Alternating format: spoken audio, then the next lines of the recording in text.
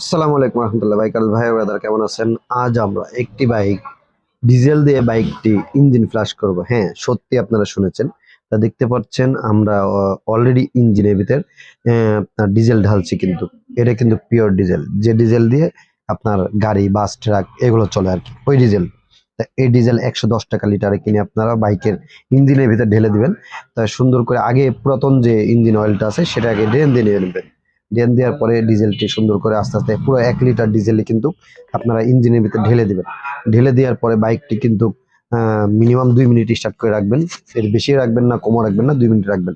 এখন কিন্তু দেখতে পাচ্ছেন আমরা কিন্তু আমাদের সেই কাঙ্ক্ষিত ডিজেলটা 2 মিনিট পরে বাইকের স্টার্ট দেওয়ার পরে আমরা কিন্তু ড্রেন দিচ্ছি। তা দেখুন আপনারা কি পরিমাণে কালো গাদ বের হয়ে, তাহলে আপনারা প্রুভ করতে পারবেন যে আসলে আমরা ঠিক করলাম কিনা। আর ডিজেল দিয়ে আপনার যদি ইয়া করি, আমরা ফ্ল্যাশ করি, স্টার্ট দিয়ে রাখি, কিন্তু এর কোনো ইঞ্জিনের কোনো ক্ষতি হবে না কিন্তু। সেজন্য আমরা ডিজেল দিয়ে কিন্তু বেশিক্ষণ রাখলে কিন্তু ক্ষতি। এজন্য আমরা 2 মিনিটের বেশি কিন্তু রাখবো না। তা চাইলে অনেক সময় দেখা যায় যে যাদের ক্লাস প্লেট পুরো পুরো ইঞ্জিনটা গাদ হয়ে গেছে, নতুন ইঞ্জিন অয়েল বারবার দেওয়ার পরে ইঞ্জিন অয়েলটা আপনার পুরো গাদ হয়ে যাচ্ছে, যে স্টার্ট একবার দিলেই মনে হচ্ছে অনেকদিন আপনি ইঞ্জিন অয়েল পরিবর্তন করেন না। তাদের জন্য আজকের এই ব্লগটি কিন্তু আপনারা এইভাবে করতে পারেন। তা দেখতে পারতেছেন পুরো আপনার ইঞ্জিন অয়েলটা, যেটা আপনার ডিজেলটা যেটা দিছিলাম দেওয়ার পরে আপনার পরিমাণ নোংরা বের হয়েছে আমাদের। আর এখন যেটা আমরা ঢালতেছি সেটা হচ্ছে আমাদের অকটেন আর কি।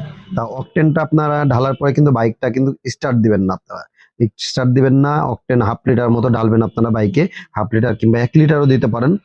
তো আবারও বলছি, বাইকটা কিন্তু স্টার্ট দিবেন না। স্টার্ট না করে আপনারা কি করবেন, কিক মারবেন, বারবার কিক মারবেন। মিনিমাম আপনার এসে 2 থেকে 3 মিনিট কিক মারবেন। কিক মারলে কি হবে, ভিতরে আপনার ডিজেলের যে অংশটা আছে, ডিজেলের অংশটা আরো রিমুভ করবে, আপনার ইঞ্জিন থেকে আপনার যে ময়লা যে গাদগুলো আছে আরো রিমুভ করবে।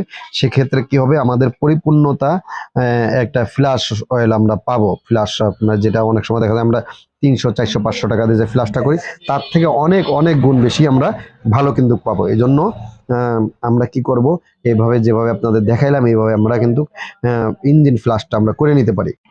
আবার অনেকের মতভেদ থাকতে পারে যে আমাদের এভাবে করলে নাকি ইঞ্জিনের কোনো ক্ষতি হয় না। আপনাদের ইঞ্জিনের কোনো ক্ষতি হবে না, কোনো প্রকার ক্ষতি হবে না। হ্যাঁ, তবে একটা জিনিস মাথায় রাখতে হবে, যে আগের পুরাতন ইঞ্জিন অয়েলটা পুরোপুরি ড্রেন দিয়ে ফেলে নিব। ফেলে দেওয়ার পরে ডিজেলটা ঢালার পরে 2 মিনিটের বেশি রাখবো না।